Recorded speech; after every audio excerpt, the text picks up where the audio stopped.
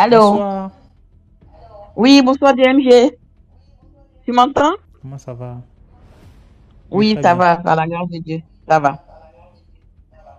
J'espérais monter tout à l'heure après Karel là, parce que j'ai bien aimé son histoire. Et ce que je vais Karel? raconter aussi, ce qui est passé avant Dallas là. J'ai oublié son nom. Celle d'Abidjan là. Ah, ok, Moi aussi, je suis ivoirienne, mais je vis en France. J'ai normalement deux histoires à raconter, mais ça dépendra de la longueur de la première, si tu es d'accord. d'accord.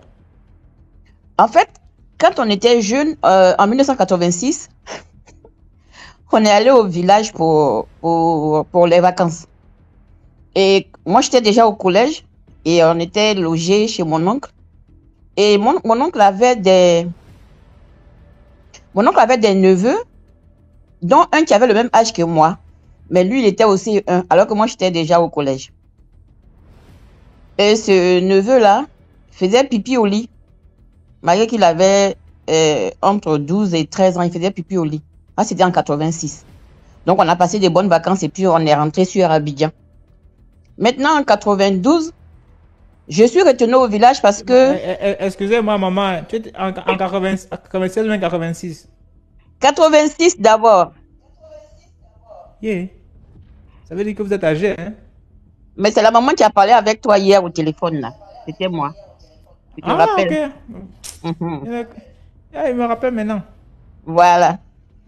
Donc, je disais 86 et puis bon, après en 92, mes petits frères étaient allés en vacances au village et moi j'étais allée les récupérer.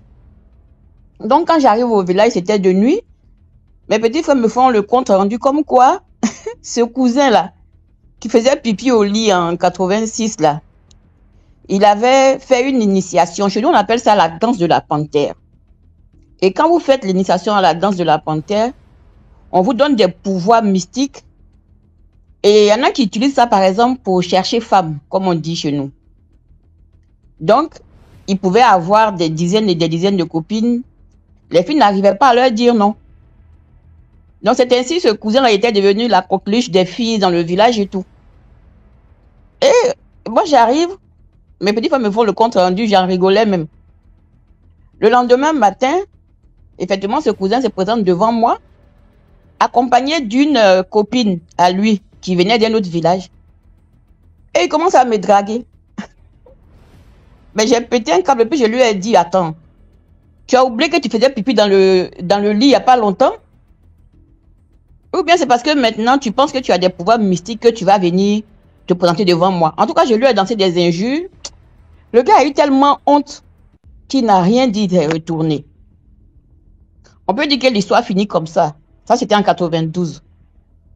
Bon, en 2014, je commence à prier et tout. Et puis, une fois en 2016, au cours d'une prière, le prophète me sort comme à lancer une malédiction, c'est-à-dire quelqu'un que j'ai eu à offenser qui m'a lancé une panthère. Ça fait que je piquais souvent des colères, mais dis donc, faut quitter quoi. Et puis, quand j'étais en colère, je pouvais tout gâter.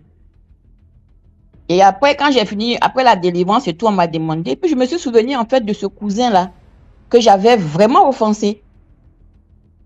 Donc, pourquoi j'en parle ce soir? En fait, autant le doute ouvre la porte au diable. C'est-à-dire dans l'histoire tout à l'heure que la jeune dame a raconté par rapport au banquier là.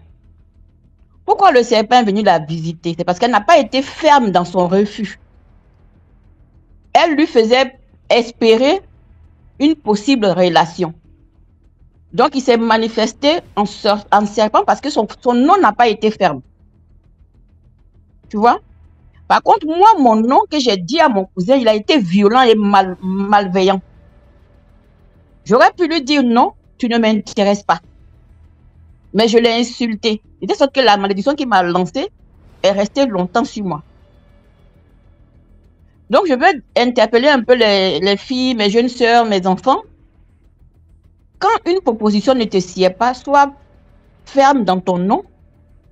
Ne sois pas dans le doute ou bien ne fais pas espérer, mais ne sois pas malpoli comme moi je l'ai été vis-à-vis de ce cousin-là. Parce que, comme on dit, tu n'es ni chaud ni froid, je te vomis. on ne peut pas être très mal poli, on ne peut pas être dans la possibilité de faire miroiter quelque chose à quelqu'un alors qu'on n'a pas l'intention, parce que les deux voix ouvrent la porte. C'est puissant, le conseil est très puissant. C'est un peu comme une fille qui dit, elle n'est pas intéressée par un garçon, mais elle donne quand même son numéro de téléphone. Voilà. Et que tu n'es pas intéressé, mais tu donnes quand même ton numéro de téléphone, c'est pour faire quoi? C'est pour faire quoi?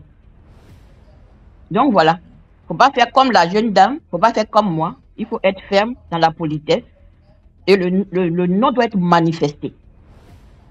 Là, c'est ma première histoire. Maintenant, si tu me donnes la possibilité de faire la deuxième, maintenant, j'y vais.